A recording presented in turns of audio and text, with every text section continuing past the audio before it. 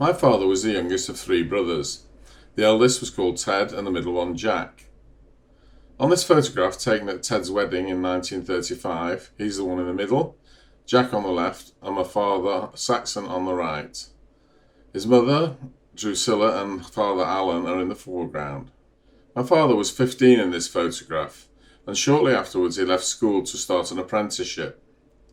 He started off at Wolseley Motors in Birmingham, then came back up to the Colmore Depot, a family company on Deansgate in Manchester. He then went back down to Electric Cars in Birmingham and finished his apprenticeship back up at Crossley Motors in Manchester, and that finished just before the war broke out. Neither of my father's brothers served during the war. They were both in reserved occupations, making armaments in the family's factories in Manchester. My father, though, decided to sign up at the young age of 19. He certainly looks very young in this picture. He served for the full 7 years of the war, not getting out again until 1946. My father never spoke much about his time in the war. He apparently served in the Royal Army Service Corps, where his job was to follow the troops into battle and repair broken vehicles and armaments and send them back into the front line. My father did tell me one story about his evacuation from Dunkirk. Apparently, the commanding officer had ordered them to stand on the jetty and wait the arrival of the last French freighter.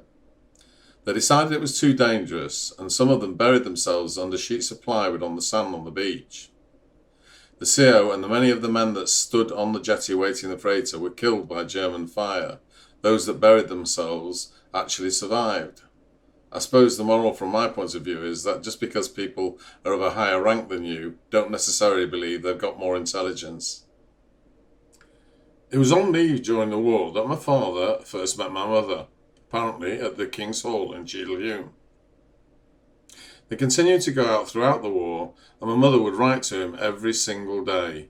He had a huge bundle of letters which he kept right until the time that he died. During the war, my mother served in the Women's Voluntary Fire Service.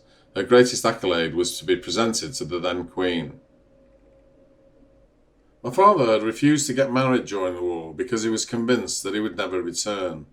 However, he did manage to get back unscathed, and they got married shortly after the war in 1946.